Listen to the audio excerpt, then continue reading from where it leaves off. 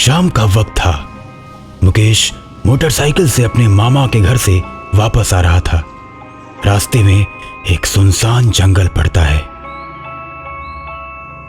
जंगल में आते ही मुकेश को मामा की बात याद आती है कि आते वक्त मामा ने कहा था कि अंधेरा होने से पहले जंगल को पार कर लेना।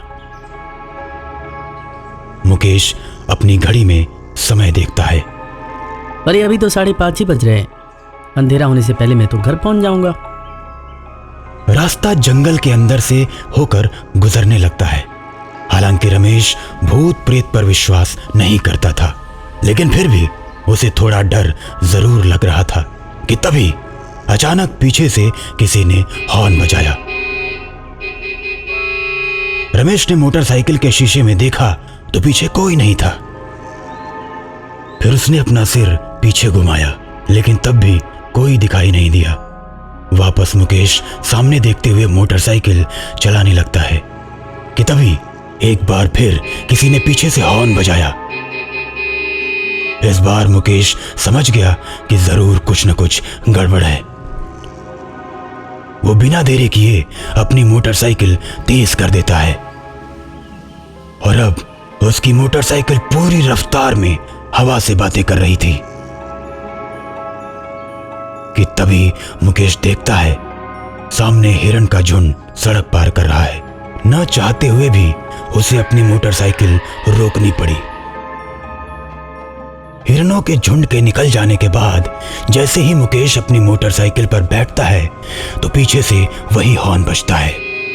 मुकेश डर जाता है और एकदम से मोटरसाइकिल की स्पीड बढ़ा देता है। अचानक स्पीड बढ़ जाने से मोटरसाइकिल का बैलेंस बिगड़ जाता है और मुकेश मोटरसाइकिल के साथ झाड़ियों में घुस जाता है। थोड़ी देर बेहोश होने के बाद जब उसकी आंख खुलती है तो वो देखता है कि उसके सामने एक डॉक्टर और एक नर्स खड़े हैं। इन दोनों को देखकर मुकेश डर जाता है। अरे भाई, अब डरो मत, मैं कोई भूत नहीं हूँ, डॉक्टर हूँ और ये है मेरी नर्स। लेकिन आप लोग जंगल में क्या कर रहे हैं? दरअसल हम लोग किशनपुर जा रहे थे। वहां हमारा मेडिकल कैंप लगा हुआ है। आज शाम तक किसी भी हालत में पहुंचना था, लेकिन देखिए हमारी गाड़ी बार बार धोखा दे रही है। हमने कई बार आपको हॉर्न दिया, लेकिन आपने मोटरसाइकिल नहीं रोकी। तो मैं कोई मैकेनिक थोड़ी ना हूँ जो आपकी गाड़ी ठीक करता। मुझे एक बात बताइए, जब आप मुझे रोकने के लिए हॉर्न बजाते थे और मैं पीछे मुड़कर देखता था तो आपकी गाड़ी दिखाई क्यों नहीं पड़ती थी? अरे भाई साहब, वही तो खराबी है हमारी गाड़ी में। थोड़ी देर चलने के बाद बंद हो जा रही थी। जब चलती थी तो आपके पीछे आकर हॉर्न बजाते थे और हॉर्न बजाते ही गाड़ी बंद हो जाती थी। तो आपको अपने लोगों को फोन करके बुला लेना था। आप मेरे पीछे क्यों भाग रहे थे?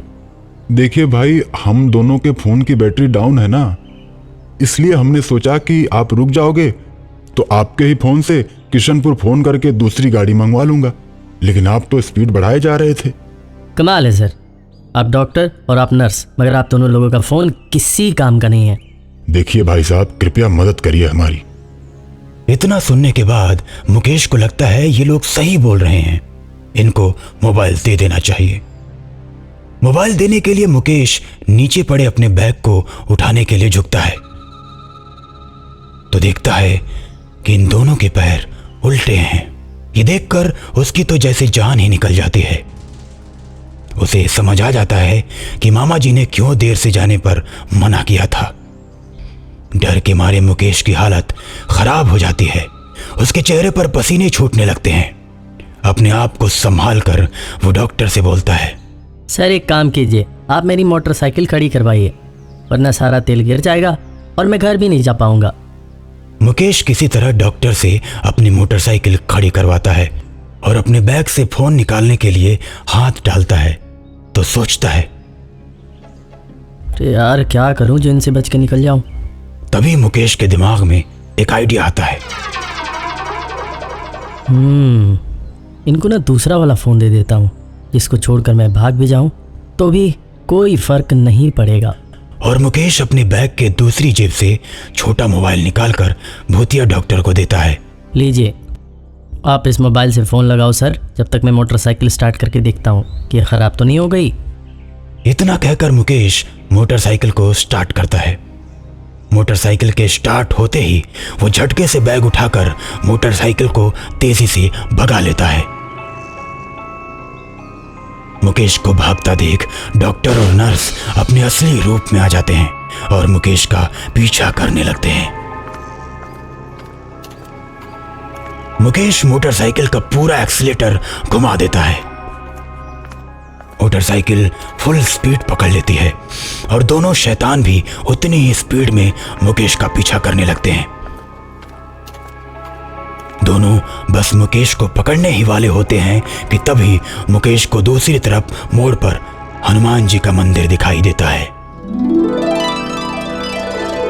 मंदिर देखते ही मुकेश बिना देरी किए मोटरसाइकिल मंदिर की तरफ मोड़ देता है और मुकेश के मंदिर की सीमा में पहुंचते ही पीछे पीछे दोनों शैतान भी पहुंच जाते हैं। लेकिन मंदिर की सीमा पर पहुंचते ही दोनों को एक जोरदार झटका लगता है और दोनों धू धू कर जलने लगते हैं। थोड़ी देर में दोनों शैतान जलकर राख हो जाते हैं। मुकेश खुशी से झूम उठता है और जय बजरंगबली कहता हुआ अपने घर के लिए निकल पड़ता है।